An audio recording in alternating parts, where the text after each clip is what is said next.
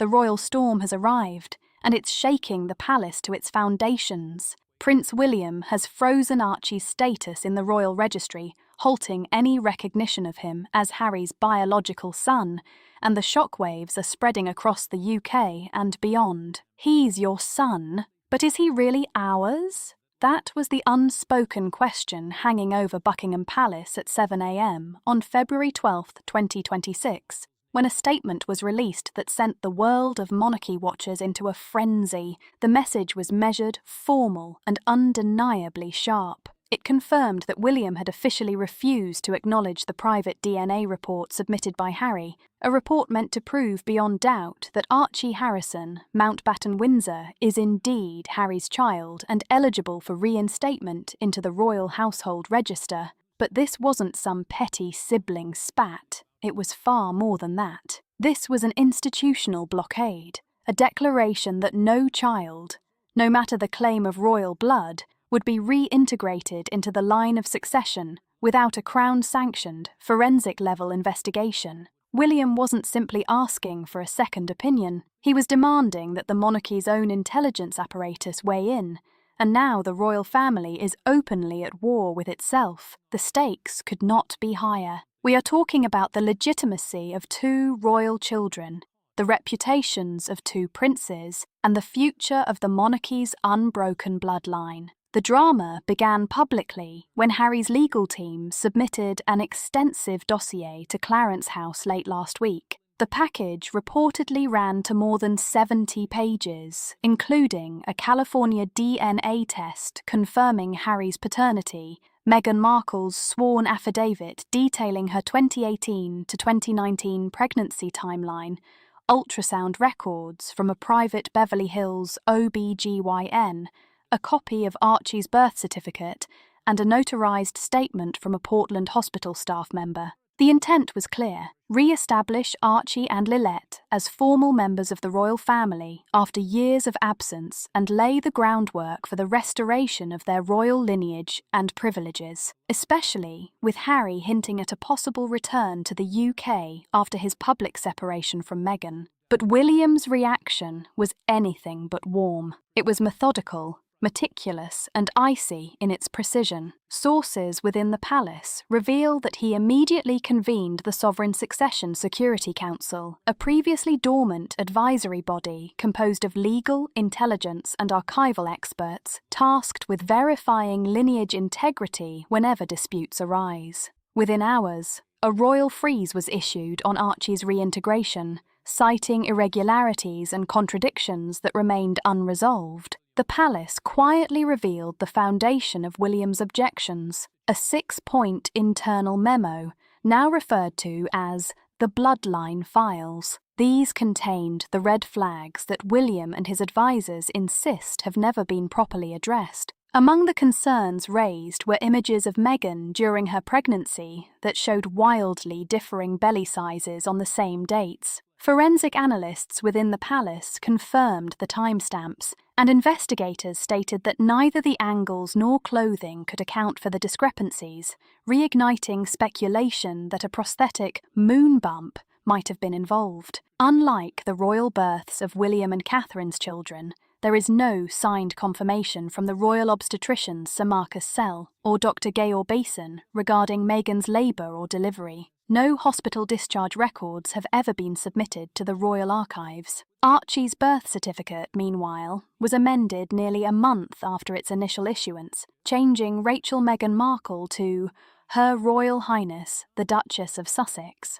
While Meghan's team insists the change was palace-directed, William has called it unprecedented and unexplained, especially given that Catherine's legal name remains untouched on all 3 of her children's certificates. Even the first photograph of Archie at Windsor Castle has long been a point of contention. Lighting experts confirmed the image was captured with studio-grade equipment, more vogue than verite, and the event was closed to press photographers in May 2019. The intrigue deepened when a $500,000 payment was traced from Awell LLC to a fertility clinic near the Mexican border, renowned for confidential surrogacy services. The transfer took place 5 days before Meghan's public birth announcement, According to insiders, the clinic specializes in fully private gestational packages, and a classified audit conducted by former MI6 cybercryptologists now working under the palace's custodian unit uncovered encrypted notes within the transaction referencing a non-disclosure agreement between the clinic and a third party. These notes were flagged as indicators of a concealed gestational arrangement, raising alarms about the legitimacy of Archie's path into the royal family. William, known for his calm yet firm approach,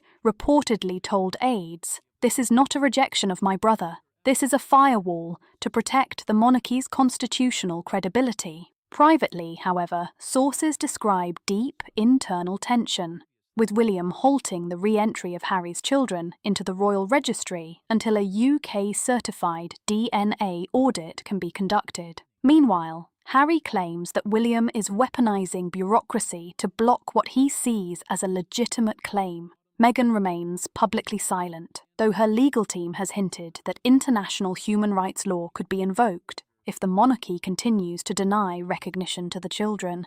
The spotlight has shifted across the Atlantic to Santa Barbara, California, where Horizontal Gene Diagnostics, a boutique private genetic firm just half an hour from the Sussex Montecito estate, conducted the DNA test in mid-January 2026. Their results indicated a probability exceeding 99.999% that Harry is Archie's biological father. Yet William's camp immediately rejected the findings. Palace officials noted that the samples were hand-delivered by a non-neutral party, reportedly Meghan's former chief of staff, bypassing any verified tamper-proof chain of custody. Complicating matters further, Horizon Gene lacks accreditation from the UK's Royal College of Pathologists and is not recognised under ISO 17025. The international standard for forensic labs handling legal evidence, making the submission highly questionable in the eyes of the Sovereign Succession Security Council. Oversight of the submission process fell to Douglas Hall, an Oregon solicitor specializing in parental rights for transnational families.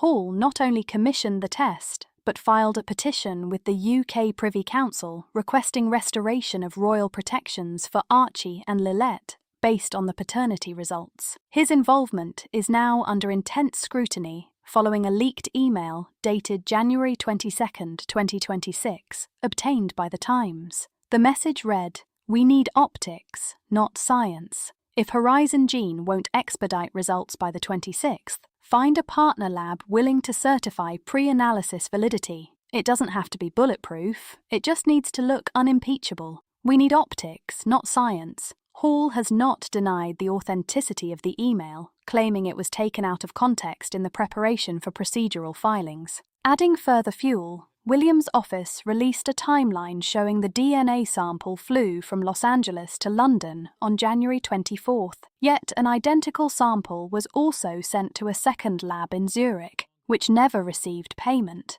and therefore never ran the analysis. Palace investigators interpreted this as a pre-planned fallback, anticipating potential rejection from UK authorities and seeking parallel proof trails. The Zurich lab's internal system marks the sample practice use only, with no official chain of custody, prompting a senior Home Office official to remark privately, "This doesn't read like a paternity confirmation. It reads like the climax of a Netflix documentary." Hollywood-adjacent labs, a foreign legal team, a strategically timed media release from pro-Sussex outlets, and Palace silence that was quietly mobilising behind the scenes, all set the stage for an unprecedented royal showdown. If Horizon Gene casts the first shadow, MI6 drew the blackout curtain. Now the bloodline files have taken on a darker, more explosive dimension. A classified intelligence report from the SSSC, authored by former MI6 operatives and encrypted under the codename File Sigma, has been reactivated. Its subject line reads, "Disruption of lineal continuity, Sussex asset irregularities, 2019 to 2023. At the centre lies a wire transfer, a discreet fertility clinic, and a mystery that could redefine the Crown's concept of legitimacy. On May 1st, 2019, 5 days before the palace publicly announced Archie's birth, a wire transfer of exactly $499,900 was executed by Awell LLC to a discreet reproductive medical center near Tijuana, Mexico. Renowned in elite circles for handling high-net-worth international clients seeking surrogacy under strict non-disclosure agreements, this clinic operates under a licensing model that does not require public registration of gestational carriers, frequently processes offshore births using anonymous egg donors, and provides fully customized fertility programs designed for privacy and discretion. The royal storm is far from over, and nothing inside Buckingham Palace, or across the Atlantic, will ever look the same again. The files are out, the questions are burning, and the world is watching as the monarchy braces for one of its most explosive confrontations in modern history. The royal storm deepened, and the palace walls were quietly shaking with revelations that could rewrite history. The transaction wasn't uncovered by journalists, public audits, or gossip columns. It was unearthed by a former MI6 crypto analyst team, now working as palace cyber operatives under a shadowy division called the Custodian Unit. Their investigation traced funds from Archie III's secondary account, funneling through 2 shell companies in Delaware and the Cayman Islands before landing in a numbered account in Mexico, tied to a corporate holding company known as Forza Biomed SA. What set off the alarms wasn't some routine prenatal expense, but what insiders describe as a fully packaged gestational contract, executed just 5 days before Archie's birth was officially declared. According to sources inside the Custodian Unit, this was not simply a medical checkup. It was a high-level private operation involving international legal and financial maneuvering. The palace had long dismissed online speculation about Meghan Markle's so-called moon bump theory, the idea that she may have worn a prosthetic belly during public appearances, as racist and misogynistic smears. But behind the gilded doors, visual forensics never stopped, and now, with MI6 analysts revisiting archival imagery, the scrutiny is sharper than ever. 3 photographs dated March 5, 2019, emerged showing Meghan at 2 different London engagements, one at King's College, the other at a charity roundtable. In one image, her bump appears low, taut, and voluminous. In the other, just hours later, her midsection is smaller, higher, with wrinkling beneath her coat, signs consistent with synthetic material. A private 3D reconstruction commissioned by the palace confirmed that no natural pregnancy could produce such a dramatic shift in size and curvature within a 6-hour window. Further testimony from a former royal staffer, speaking anonymously, painted an even more puzzling picture. The maternity suite at Frogmore Cottage was always pristine. There were no delivery preparations, no postnatal supplies, not even a breast pump. It felt staged, the staffer said. These findings have sparked urgent internal meetings between Prince William, Princess Anne, and the King's constitutional advisors. Palace protocol dictates that any child claiming a place in the royal household register must have a verifiable lineal connection to a blood royal, a birth recognised by the Royal Medical Office, and an unbroken chain of documentation authenticated at every stage by palace clerks. None of these conditions, at least not with consensus approval, apply to Archie or Lilette. And yet, the stakes extend far beyond the technicalities of paperwork. This isn't about parenting, explained royal historian Dr. Miles Grayson. It's about the survival of the monarchy's legal and symbolic framework. Even unintentional disruption of the bloodline could invalidate centuries of precedent. Harry, through his London legal counsel, fired back with a scathing statement. He claimed William was weaponising doubt to block justice for his niece and nephew. "This isn't a monarchy of paternity tests. It's a family," the statement read. "Archie and Lilette are ours.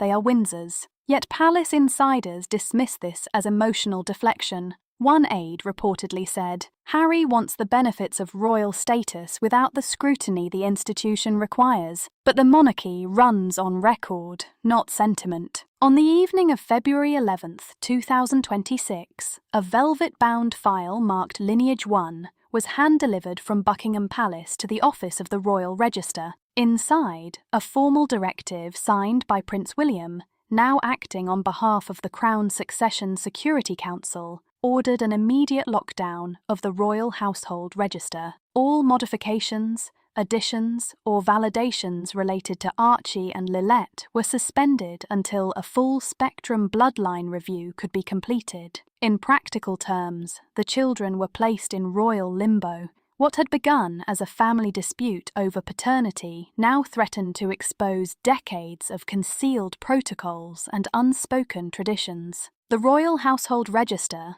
a sealed ledger maintained since Queen Victoria's reign, records the names, titles, and legitimised status of each Windsor descendant. Never in modern history had an entry been frozen post-submission, until now. According to sources familiar with the internal lockdown procedure, Prince William invoked Clause 6 of the Sovereign Child Declaration Act, a rare and obscure protocol first enacted in 1837.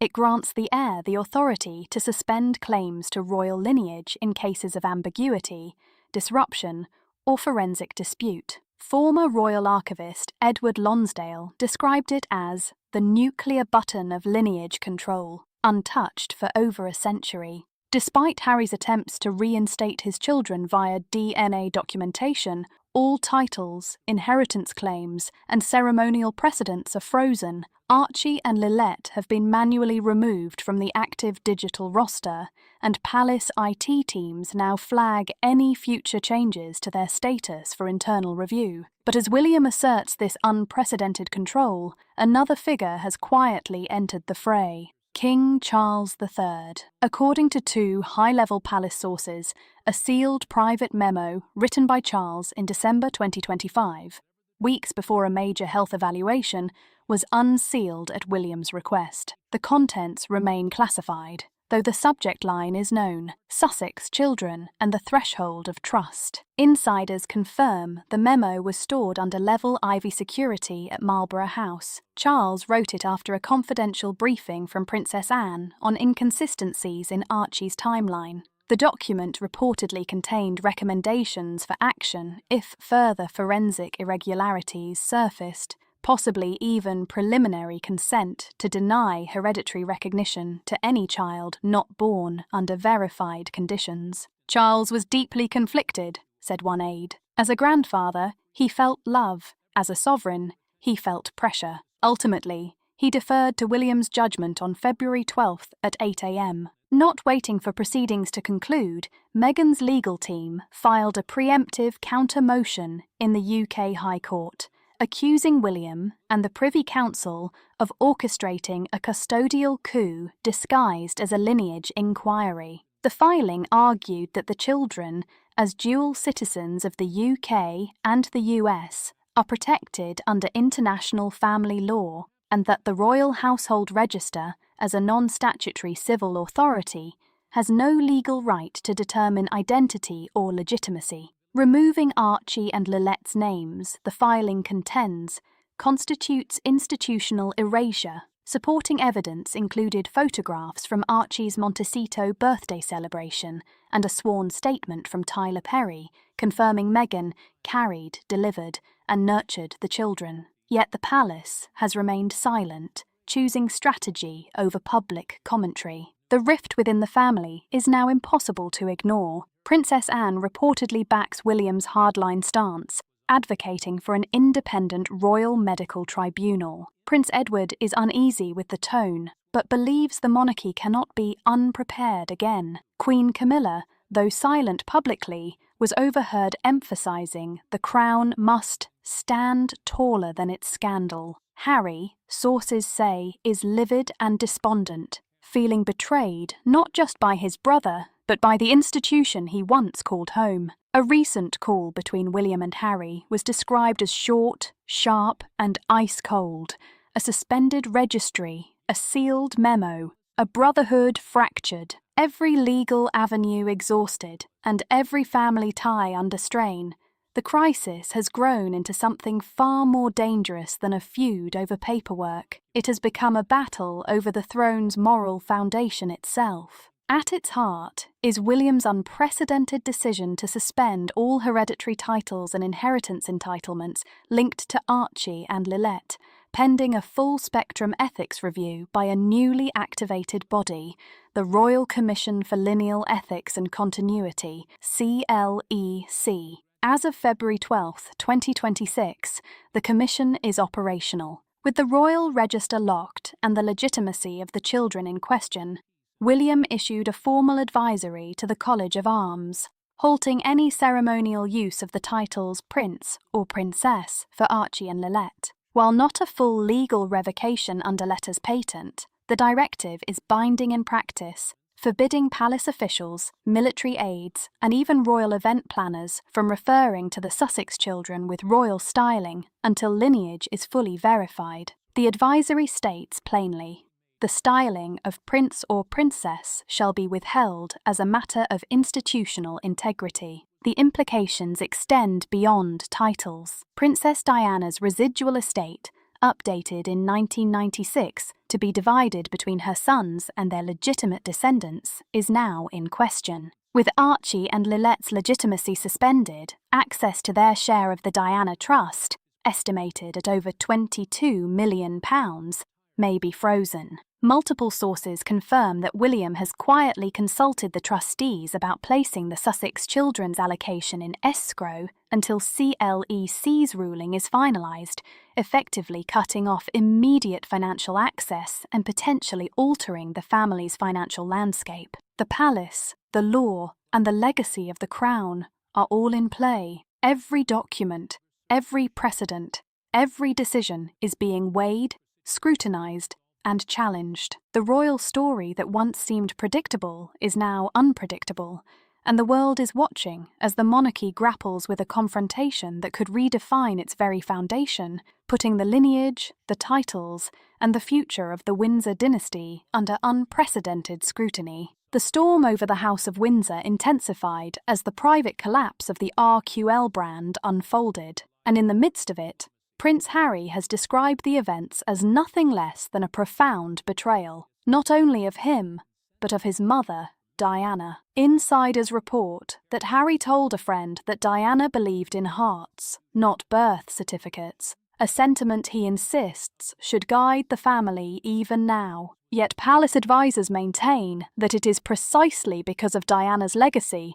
that this matter cannot be treated lightly or emotionally. Tradition, law, and the institution itself demand clarity and proof. This is not a matter of sentiment, stated Lord Pembroke, an unofficial legal consultant to the Sovereign Council. It is a matter of fiduciary responsibility. Until legitimacy is conclusively confirmed, trustees are bound to act with extreme caution, as mandated under the Royal Charter of 1975, a charter that, though rarely invoked, was crafted for circumstances exactly like this. Enter the Royal Commission for Lineal Ethics and Continuity. Known as RCLEC, this commission has traditionally operated quietly in the shadows, stepping forward only in rare, high-stakes crises. Now, for the first time in living memory, its full panel of 7 has convened. The members include 2 senior lords from the House of Lords Ethics Committee,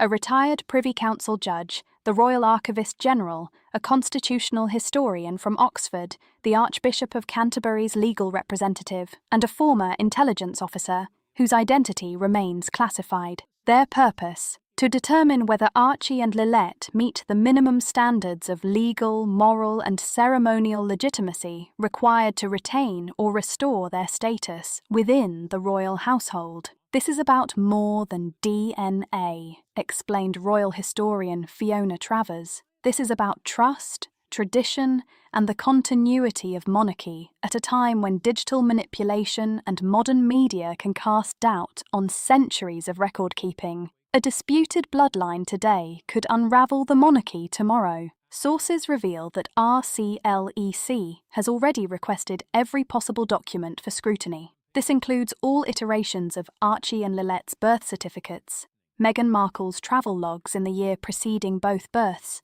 surveillance records around Frogmore Cottage, and redacted copies of Archel's financial transactions. The Commission's investigation is exhaustive. Every detail, every record, and every trace of potential discrepancy is under consideration. If RCLEC concludes that the births fail to meet royal succession standards, the consequences will be unprecedented. Archie and Lilette could be permanently removed from the royal household register. Any claims to titles, even honorary, could be legally extinguished. State visits, ceremonial roles, and Jubilee participation could be barred. Inheritance rights from Diana's trust might be nullified or diverted entirely. Some members of the Commission even suggest that Prince Harry could lose his HRH styling, seen as a potential misrepresentation of lineage, to claim institutional privileges. The monarchy has survived scandal, exile, abdication, Travers continued, but a falsified bloodline would provoke a public reckoning unlike anything in the modern era. Public opinion is already divided and vocal.